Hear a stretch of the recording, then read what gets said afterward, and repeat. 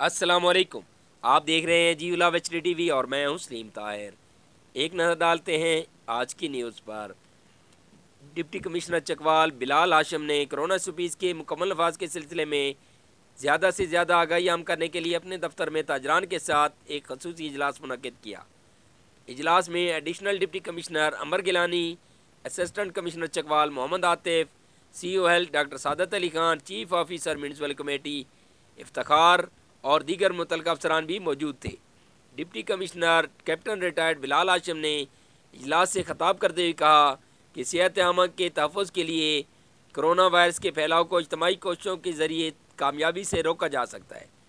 जिसके लिए तमाम शोबाए ज़िंदगी से ताल्लुक़ रखने वाले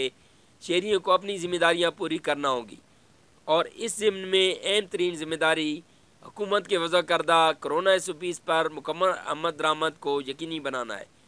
उन्होंने कहा कि अंजुमन ताजरान के नुमाइंदगान बाज़ारों में तमाम दुकानों पर कोरोना SOPs की कामिल नफाज में ज़िले इंतज़ामिया की भरपूर मुआवनत करें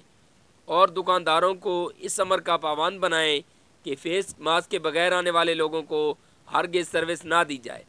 ताकि SOPs के ख़िलाफ़ वर्जी के रुझान की हौसला शिकनी हो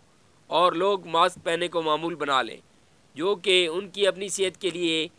कोरोना से तहफ़्फ़ुज़ के लिए अशद ज़रूरी है।